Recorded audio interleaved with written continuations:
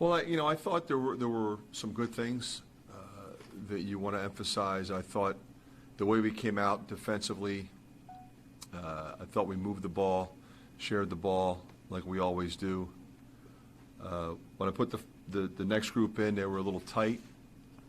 They were playing hard. They were a little tight. And, so what were we upset about? Well, we were upset about 9 turnovers and 10 offensive rebounds in the first half. That's unacceptable. And we pointed that out. So I started that group in the second half, and they were great. 12-0 run to start the second half. Held the other team scoreless, held Slippery Rock scoreless for 4 minutes. Go back with the first group. And they were terrific again. But a lot of really solid performances, so a lot to be happy about. But, it's obviously going to get a lot harder from here on. Did you think that second group was just a lot more relaxed when they came out in the second half? Yeah, and that's why I started them. I challenged them. They're good players. They've been playing really well in practice. And it was just one of those things. A couple rolled off on them. They got a couple offensive rebounds. We had a scoring drought there for a minute. We were not moving the ball like we're capable of, like we have to, which we did at the start of the second half. And I thought, we kind of mixed it with drives, with post feeds, with jumpers. We didn't settle. And, we created some foul opportunities, got in a bonus and so forth. How important is Connor to settle down that second group? Well, he was trying in the first half, but they were so jumpy. He didn't have many opportunities really to even touch the ball. And you want to be critical at some point where it makes sense, but we were getting the ball to the front of the rim.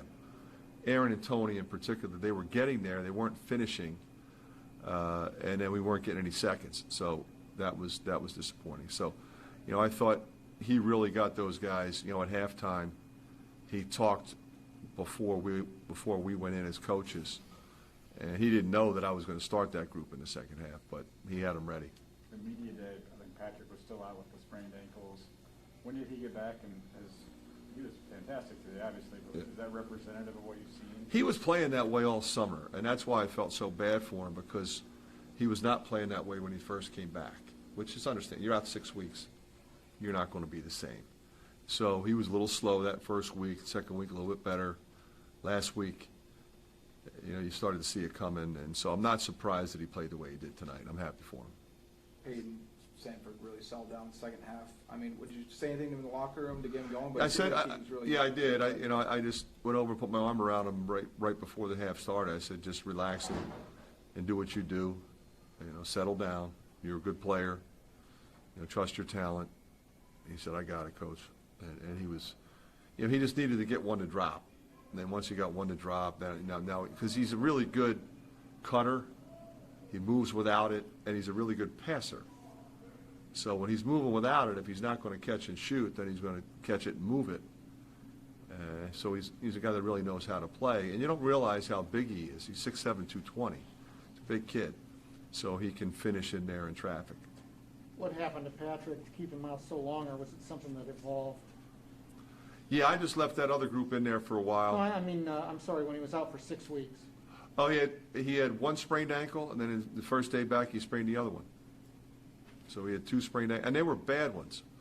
Sometimes you tweak it, and you're out for a couple days, and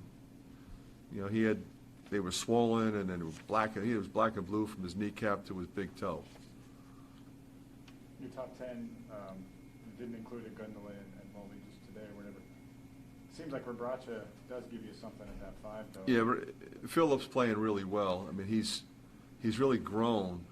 You forget he's an older kid. He's a physical kid, talented, but when he first got here, he didn't know what we're doing. It takes a while for that to happen, and that's the beautiful thing about getting him here in June. So he's now to where he knows exactly what we want to do defensively, what we're running on offense, and we kept it pretty simple tonight offensively. We didn't do much in terms of sophistication. We just kind of moved it and ran motion, but he's playing, I think, with a lot of confidence right now, and that's what we need him to do. Do you know yet if you're going to go like 10 or 11 deep, like against It'll Elmwood, depend. or You know, there's going to be times we're going to need Josh and Riley, depending upon who we're playing against. You know, we do have, you know, a bunch of 6'9" guys that have length and are pretty physical that we can get by with against some teams. It'll really depend on our opponent. Okay, thanks, Coach. Thank you. Thanks, everybody. First press conference will be Monday, 2 o'clock.